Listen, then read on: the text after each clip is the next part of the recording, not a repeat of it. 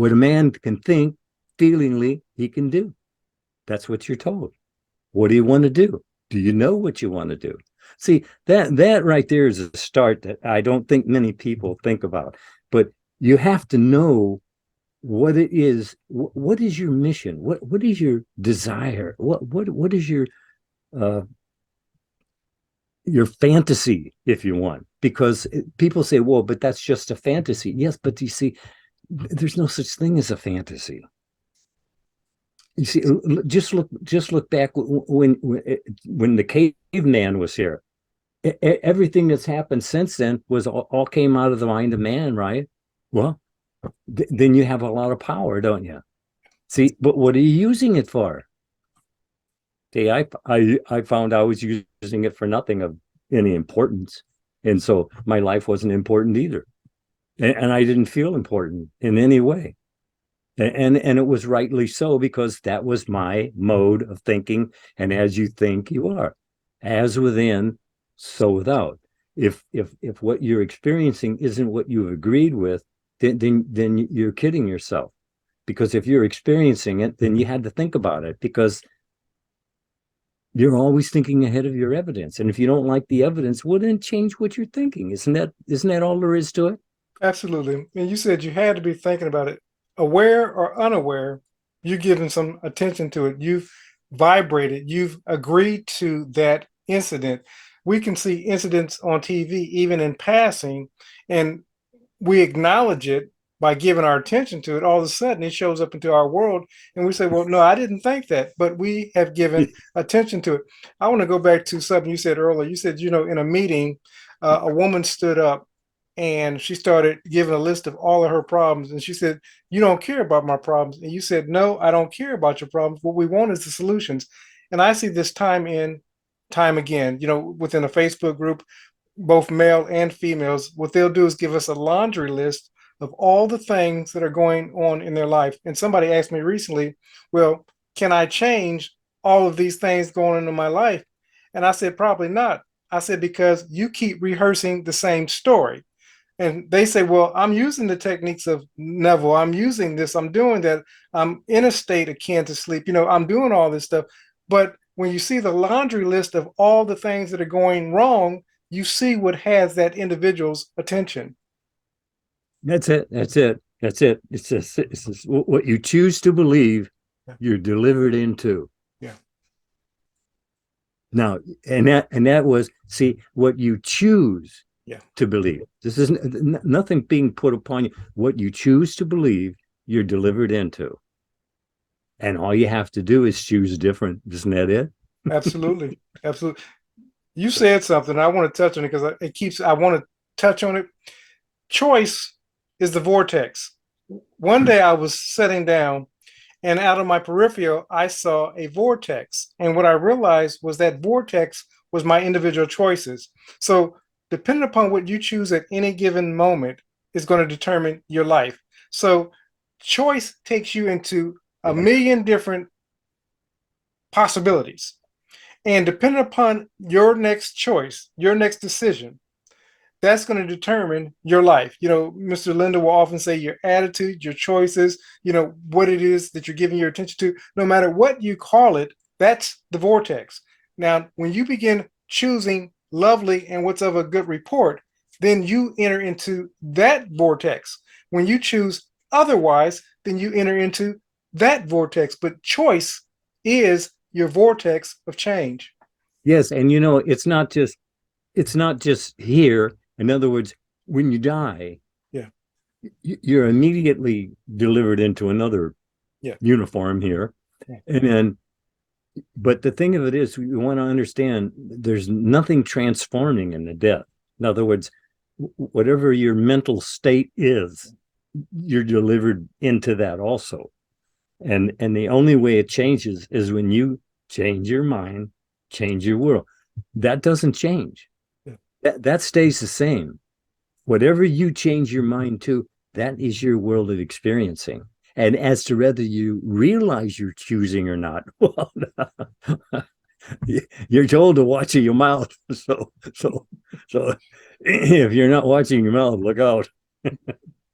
because that's what I'm telling you. That's what you'll be delivered into, whatever you're, talking to yourself. And I know you're talking to yourself because you're talking to yourself when I'm talking to you. You're talking about what I'm talking about, or maybe you're off somewhere else and you don't even know what I'm talking about. And that's what happens when people go to church. I see them sitting there and like, they're worrying about something. You can really tell the ones that are worrying. And then the ones that are crying and pleading. Look, God doesn't want to hear your problems. He wants to hear the joy of life that he gave you to do, to be, to have, and you've blown it. I know I blew it. I blew it big time.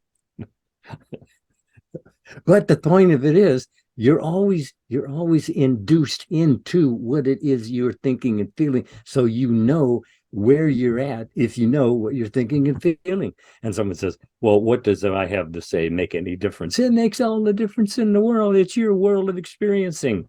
Go on. If you really, really understand what we're saying, that when you think feelingly, and that feelingly, that's your attitude about life in general. But when you point it with a direct quote or something, it's your life. What you're saying with your mouth, you're walking you're through life with your mouth more so than with your feet. And you're always going to get where you're going because you're not going to be interrupted. I mean, take it. People tell me, oh, God would tap you on the shoulder and say, just do this point because that's good. No. He's not getting involved with you. If he got involved with you and knew what you were doing, wow, man, that's all over. That would be in the game right there. He can't know what you're doing. He cannot see inequity. See, but you can, and that's what you're delivered into. If that's what you see, choose wisely. And something that'll help. Early to bed and early to rise makes a man healthy, wealthy, and wise. And that gives you an idea that you're actually in control, even if you're out of control. You're still running the show. That is, unless you let ego run the show. And boy, I'll tell you, he will right now. He's waiting in the wings, looking, seeing where's the guilt. Where is he feeling guilty about something? We'll jump on that then. Hey, he's always looking for a way to take control. And all you have to do is to be a little mentally lazy and you got him.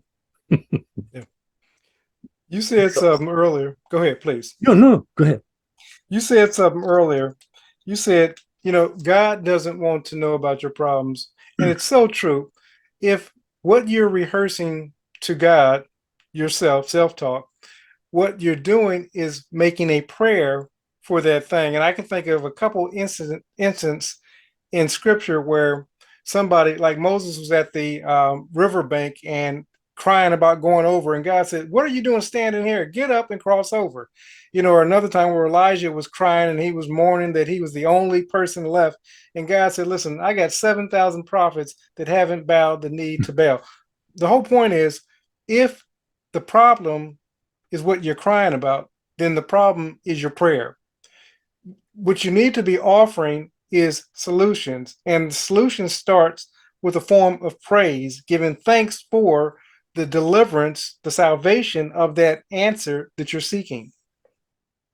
You have to be absolute about it. Yeah. What do you really want? What you have to be absolute about it. See, because if it's kind of sketchy, you see, actually, the secret is in the details. It's in the details, because if you're working on the details, you see, you're building it. If you're just asking for it, that's one thing, but then you have to add to it. In other words, you get involved in the details, and it's being involved in the details that your world of experiencing in that idea expands. But you have to actually picture in your own mind what it is you're trying to achieve. And all you want to do is just know that God knows what you want, but he's told you, I'm right here. Ask. You receive not because you ask not or you're asking amiss. Now, understand, you could be asking for what you don't want just as vehemently as you could what you don't want. And it's always up to you. What are you feeling about feeling? That's the feeling is the secret. What are you feeling? If you're feeling lost, alone, all of those things, that's ridiculous. He's telling you, though I walk through the valley of the shadow of death, you're right here with me. Just turn to me. I'm here. Where are you? See, that's the story all along. He's telling you, I'm right here. You want change? Turn around. And Jesus made it very plainly, I of myself can do nothing. The Father within, he doeth all the work. So that means he's telling you, the Father within, he'll do all the work. But what are you claiming? You see, because what you're claiming is your world experiencing. Every word must be accounted for. See, that was a real hard one for me to get my head around. That every word is taken into culmination to make up your world of experiencing. That can be either very scary or wonderful. Wouldn't say? Absolutely. Depending upon that every word that we're giving our attention to. So it's absolutely can be terrifying. You said something earlier, you were talking about the individual creating his or her own hell. And as you will often say, listen, if we're not living heaven on earth, then we have to be living something else. And so each person has to decide what that is. But like I said, it goes back to what was just said. Every word that we're thinking is making up our world of experience. So if you're not living heaven on earth, look to your words, creators. Look to your thoughts. Look to your feelings, your emotions that you're giving yourself to moment by moment. And Mr. Lindell says that often when he's walking down the street, he can look at someone and tell by their facial expressions that they're living hell on earth because of their facial expression. And it is so true. If you got a scour all over your face and you got a frown all over your face, then it's only a representation of what's going on the within. Hey, you're given by God. Choose this day. What else do you need to know? I mean, really, he's given you choose this day. What are you choosing? Because you are about choosing. You see that's the point. This is not an option that you don't choose. You either choose or you don't choose. And if you don't choose, well, then you get chosen for. And what's going to be choosing for you is generally your environment of people and things. But you can and you are given to the Lord belongs escape. In other words, you can set yourself free from all of the nonsense of the worldly experience and yet be in the world, but not be of the world. See, you can do this, but it does take focus. And what are you focused on? That tells you where you're at on the stage of life. And you're told that all the men and women are merely actors on this stage of being. And you are being something. The point is, did you choose it? See, that's what you want to understand. Am I choosing this? Is this what I really want to do? And if it isn't, why am I not thinking on what I want to do rather than what I don't want to do? See, it's actually so super simple you can miss it completely. I missed it completely. I can tell you many times, but it was always brought up again and again and again. So I couldn't deny that I knew about it, but that I was not operating from it. See, that's the difference that makes the difference, because you are choosing, even if you're unaware that you're choosing. You're thinking feelingly about something, and that's praying. That's choosing. You're told you're praying ceaselessly. Just the fact that the word ceaselessly, you're praying ceaselessly on all the time. Do you want what you're talking about? If you don't, then you better change your conversations real quick, because that's what you're going to experience. Is that so? Absolutely. You said this a couple of times. So I want to bring it up. You said we're all playing parts. We're all actors on a stage called life. And when we get this, it's going to revolutionize our life. I was talking to a client recently, and he was in sales, and he wanted to make more sales. Then I said, you have to clothe yourself in the personality of a person that can make more sales. When we got off the call, he spoke with one of his clients and he changed his attitude. And immediately he started seeing results. What am I saying? Many of us are playing paupers. Many of us are playing that we're far less than. Many of us are playing less than who we are, children of the Most High God. And we're saying, why is this happening to me again? But we can enter into any role that we desire and begin living from that role and transform our lives forever. And we've seen it time and time and time again. I could go on and give you a list of people, but we don't have time for that.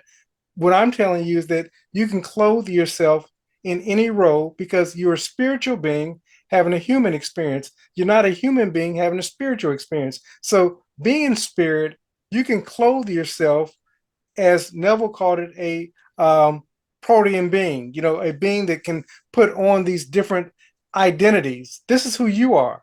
And so you're not fixed to your current reality. You can change it, and you're given to do so.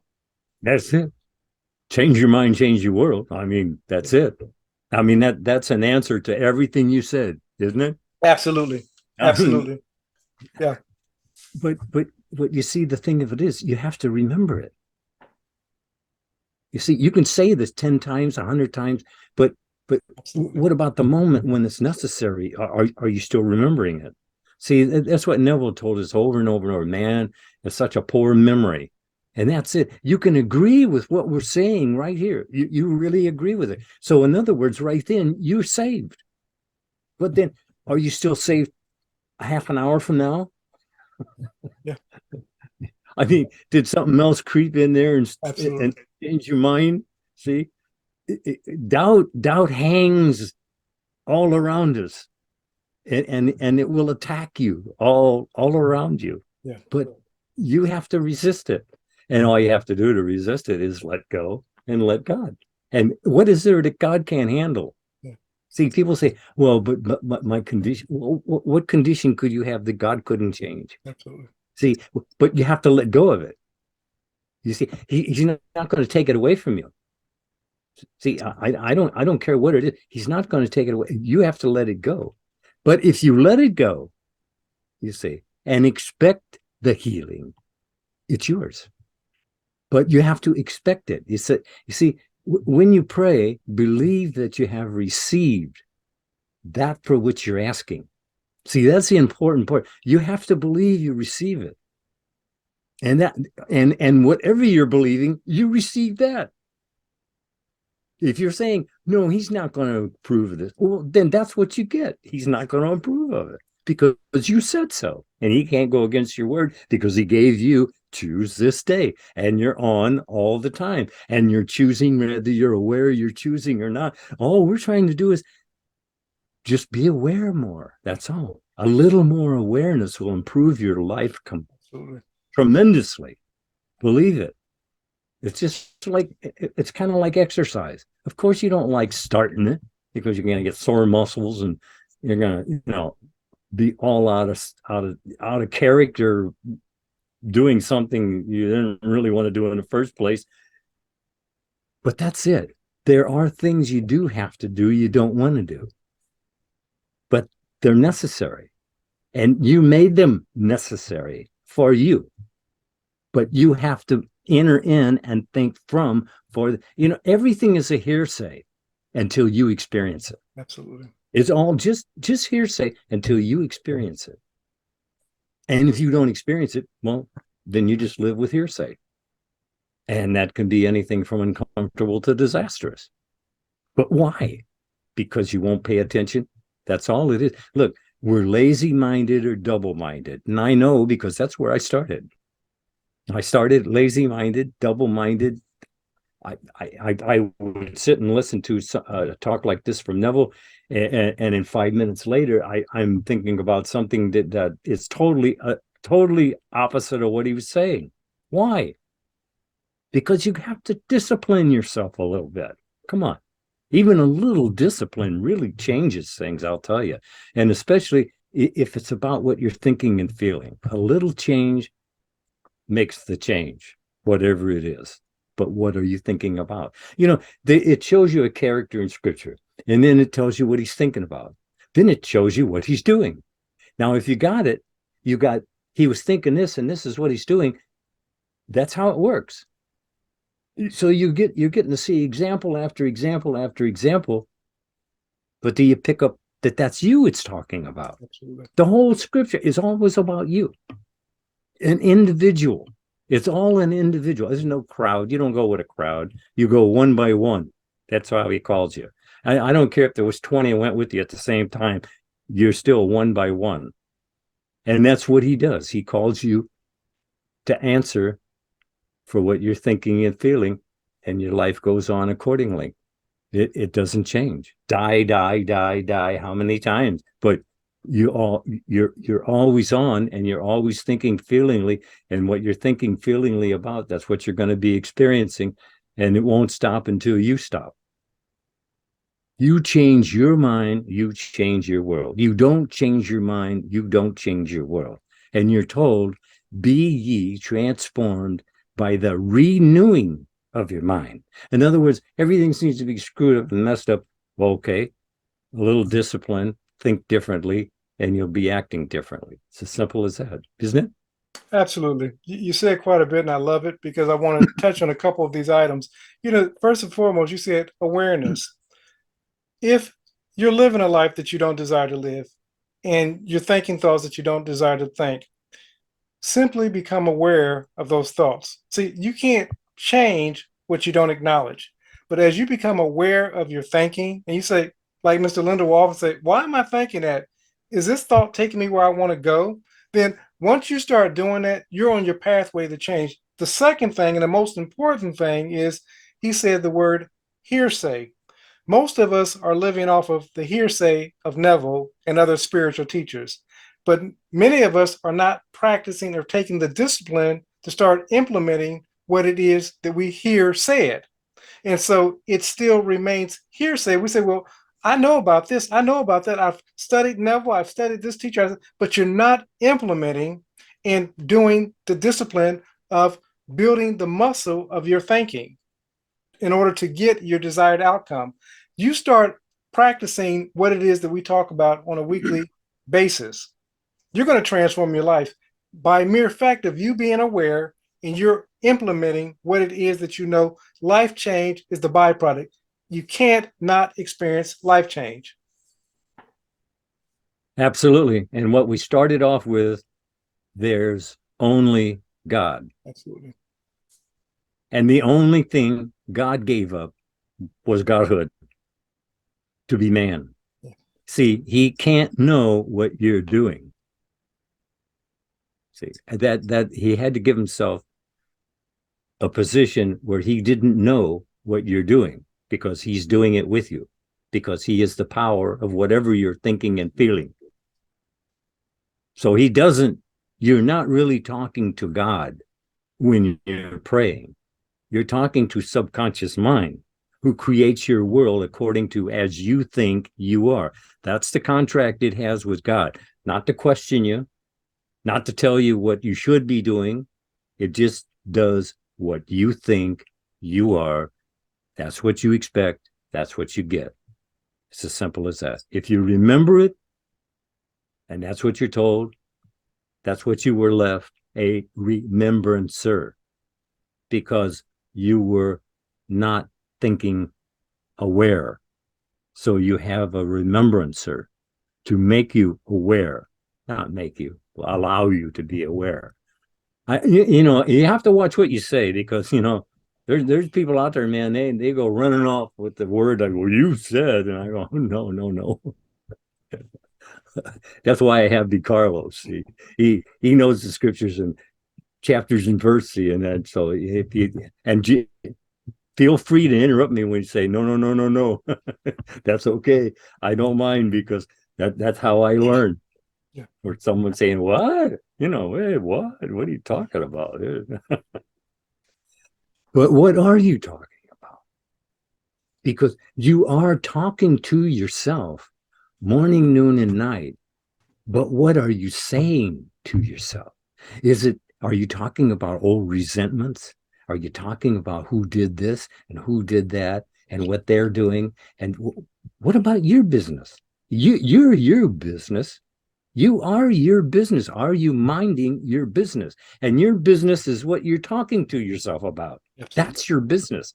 Now, if you don't get that straight, then your world isn't straight and nothing's going to work for you.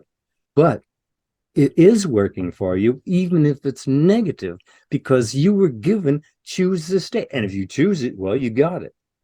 And if you got it, then you know you chose it, because God's not punishing you. He doesn't need to punish you. All you got to do is just let you choose for yourself. That'll do it.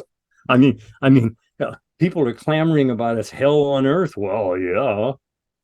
What have you been talking to yourself about? You'll find that's where it came from, because all your monsters come from you. Yeah. It's as you think you are. You see these monsters, and they're real to you. Absolutely. I mean, they can get real enough to bite you in half. Yeah. I won't say where. It's just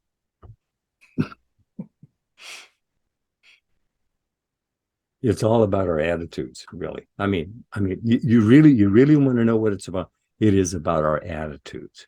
I mean, like I said before, all these books I have, all these great men have all decided on one idea, that all of them believe man's life is his attitude.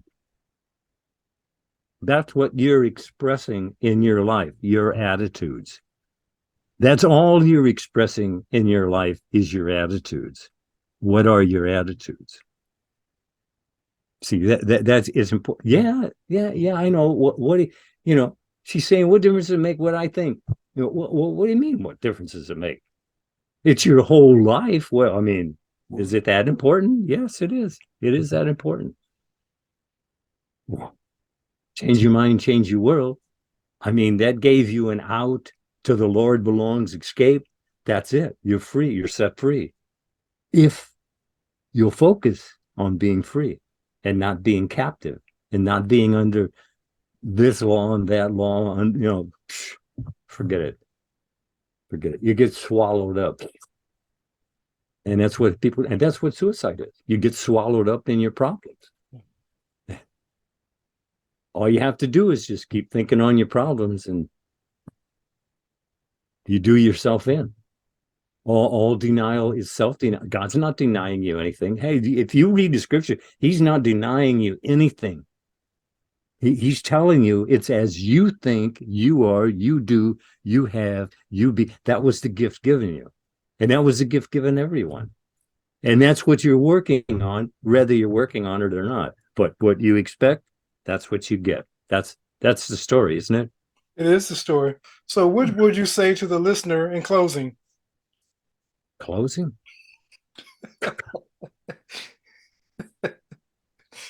Closing. All I can really think of is exactly what scripture tells you, as you think you are. I mean, if you can't sit and think of something better than what you're experiencing, well, good luck with that. Absolutely. I mean, That's true. Come on. Jesus told you, my Father's house, many mansions, states of consciousness, many. Choose one. Choose a better one. That's all you have to do. Just choose a better one. I mean, you can choose better than what you're experiencing, can't you? I didn't have no problem with that, because everything needed work with. So I had an easy time of it. But the thing for this is that you have to focus on the change, because that's what you're looking at. Everybody wants to change something, but how clear is it in your own mind? See, because that's what you're going to receive. What's clear in your own mind. You may be thinking, this is what I want, but I got to get rid of this. Well, you see, you're on all the time. So you can change your mind in a moment. Yeah. And I mean, really, really, you could actually change your whole life in just a moment. As a matter of fact, I've heard a lot of people tell me, "Oh, in one moment, boy, it sure changed my whole life." Well, that's what you're given to do: change your mind, change your world. And the first does the second. You see, God does all the work. So you're not working to change it. You're thinking to change it, and you can do so. Do so and see so for yourself. So that's my final word. Well, it's been a pleasure, sir. Yes, it has. It has. It always is. It always is. It's really wonderful when you can talk to people who are on the same page. Yeah, Isn't it? it is. It is. I tell you, if people could only hear what they're saying themselves, I mean, if they could get on my side of the desk, and when if they get on this side of the desk and they're hearing this, you're damning yourself. I can't believe that you're sitting there and you're damning yourself and you're talking to me who's here to help you. Well, why are you doing that? See, and then you'll tell me, well, you don't care about my problem. Well, yeah, I really don't. I don't care about your problem. If you came here for a solution, well, let's talk solution. I mean, why talk about your problem? You already got that. You're not looking for that. You got it. So if you want to get rid of it, you got to change your mind, change your world. That sounds simple, but it requires you being patient with yourself. And that was my nemesis. that stretched out what should have taken weeks or months. It stretched out to years just because of that. We'll talk to you later, sir. Talk to you later.